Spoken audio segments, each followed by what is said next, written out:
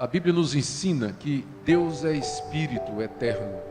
Ele existe por toda a eternidade. Ele sempre existiu. Nunca houve um momento em que Deus não existiu ou algum momento em que Ele vai deixar de existir. E a Bíblia nos diz que esse Espírito eterno, todo-poderoso, onipotente, onisciente, onipresente, de uma grandeza tal que nós não podemos ao menos imaginar, a Bíblia nos ensina que Ele é santo. No linguajar bíblico, isso significa que esse Deus é puro, Ele é perfeito. Não há nele nenhum desvio, nenhum erro, nenhum desequilíbrio, nada torto, nenhuma má intenção, nenhuma mágoa, nenhum ódio, nenhuma perversidade. A pureza e a perfeição de Deus são tão grandes que a própria Bíblia, quando tenta explicar, tem que usar metáforas ou figuras humanas para nos dar uma ideia da perfeição do ser de Deus. Esse Deus, na sua sabedoria, que nós não podemos sondar, Ele, na eternidade, concebeu um plano para ter ao seu lado criaturas, seres morais, que soubessem a diferença entre o bem e o mal e que voluntariamente ficassem com Deus, quisessem ficar com esse Deus para adorá-lo e servi-lo eternidade afora, sem que tentassem tirar a glória de Deus, puxando-a para si próprios, porque esse é um risco quando você tem seres que são capazes de pensar, raciocinar, que têm consciência, se avaliam, sabem o que é o bem, sabem o que é o mal. A tendência de qualquer ser assim é se admirar, se comparar e se julgar melhor ou superior do que os outros. Agora, aqui está o grande dilema. Como é que este ser, esse Espírito eterno, puro, perfeito, poderia realizar o seu plano? De uma maneira que nós não sabemos explicar, a Bíblia não nos revela. Esse Deus, dentro da sua sabedoria, do seu poder, da sua majestade e da sua glória, permite a entrada do pecado no mundo, mas de uma maneira que Ele não é o autor do pecado, mas as criaturas que Ele fez voluntariamente, porque quiseram, resolveram virar as costas para Deus, se afastar de Deus e experimentar o pecado, ferindo então, e essa é a linguagem que a Bíblia usa, entristecendo esse Deus, ferindo o seu coração e fazendo com que a justiça de Deus, a sua santidade, determinasse a condenação deste ser que Ele mesmo havia criado, com essa possibilidade de pecar. E aí o próximo passo no plano de Deus é resolver a questão do pecado. Como fazer, então, para que esse princípio, esse erro, essa separação dele, essa inclinação para ser contra Deus, para roubar a glória de Deus que entra no mundo, é claro, sem jamais pegar Deus de surpresa, mas como parte do seu próprio plano, como resolver isso? E o caminho de Deus é surpreendente. Ele mesmo se torna um de nós. Ele vem ao mundo, se torna parte da raça humana, nasce de uma mulher, se submete aos processos normais de crescimento do ser humano, tem uma alma verdadeiramente humana, um corpo verdadeiramente humano, passa pelos sofrimentos, provações e tentações que o ser humano passa, e na cruz do Calvário, Ele experimenta a morte por aqueles que Ele decidiu salvar. E exatamente porque, sendo Deus, Ele não tinha pecado, Jesus Cristo, ao morrer, adquiriu méritos diante de Deus, deu um saldo positivo para Deus. De maneira que Deus, com base naquele sacrifício, Ele pode agora quitar a dívida e a culpa daqueles que Ele quer salvar. E Ele traz o seu filho de volta, ressuscita dos mortos, não fica preso, a morte não podia dominá-lo, porque ele não tinha pecado. e ele regressa aos céus.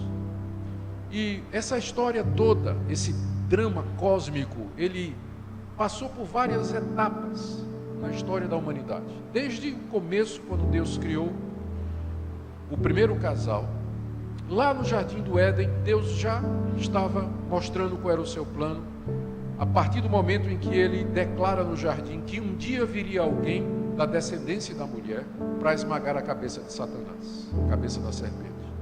Também quando ele cobre Adão e Eva com peles, dando ele mesmo a proteção e a cobertura da nudez, consequência do pecado. E aí, através da história que nós lemos no Antigo Testamento, vez após vez, Deus vem mostrando ao seu povo que esse é o seu plano. E quando ele chama um povo de entre a raça humana, os descendentes de um homem chamado Abraão, Deus se revela mais claramente. E Deus institui, Deus cria no meio daquele povo, revela uma religião cujo centro é o sacrifício de animais. E Deus então institui um grupo de homens tirados de uma das famílias daquele povo, tribo de Levi, para todo dia lembrar ao povo de Israel a questão do pecado. Fazendo o quê? Tomando animais que tinham que ser perfeitos, sem nenhum defeito, e matando aqueles animais em cima de um altar, escorrendo aquele sangue e salpicando aquele sangue no povo e no próprio tabernáculo onde o altar estava localizado. Isso ano após ano, todo ano, havia um sacrifício enorme, grande, que era o principal de todos, no dia chamado o dia da expiação, em que o sumo sacerdote entrava no santuário, no Santo dos Santos, trazendo o sangue de um animal perfeito, sem defeito, que ele primeiro derramava em seu próprio favor, para purificar os seus próprios pecados, em seguida aspergia lá no íntimo do santuário, o propiciatório, que era a tampa da arca, e ali ele confessava a Deus os pecados do povo e pedia a Deus o perdão. Todo ano isso era feito, ano após ano, dezenas de anos, centenas de anos, milhares de anos, as coisas aconteceram dessa maneira. E o objetivo de Deus era dizer para o ser humano: você é um pecador, você não pode se chegar a mim pelo seu mérito, você precisa resolver o problema do pecado para poder se chegar a mim, e só tem uma maneira, é vida. A vida tem que ser derramada, o sangue tem que ser vertido, somente o sangue derramado paga pecados. Era isso que Deus queria com todo aquele sistema de sacrifícios, de morte de animais no Antigo Testamento. Mas já no Antigo Testamento estava profetizado, estava dito, Deus já vinha falando pelos profetas, de que um dia aquele sistema haveria de acabar, porque eles eram apenas uma sombra e uma figura do sacrifício verdadeiro, final e definitivo que o próprio Deus haveria de oferecer, que era exatamente o próprio Deus vindo a esse mundo como um cordeiro e se oferecendo no altar da cruz do Calvário, em prol do seu povo, derramando seu sangue, sangue humano dessa vez. Antes era sangue de animais, mas agora o sangue humano foi derramado, como pagamento de uma vez para sempre pelo pecado do povo de Deus. É esse o Evangelho. Essa é a mensagem central da igreja cristã. Não há outro evangelho. É por isso que nós dizemos que a salvação é através de Jesus e Ele somente. Que há um só Deus e um só mediador entre Deus e os homens, que é Jesus Cristo. E que nós não podemos ser salvos pelas nossas obras, pelas coisas boas que nós pensamos que podemos fazer. Porque nenhuma delas pode pagar pecados. Dar esmola não paga pecado. Fazer o bem a um pobre não paga pecado. Perdoar o seu inimigo não paga pecado. Ser uma pessoa honesta não paga pecado. Ser fiel à sua esposa não paga pecado. Pagar suas contas não paga pecado. Paga a conta, o pecado não. Nada que você possa fazer pode resolver o problema do pecado.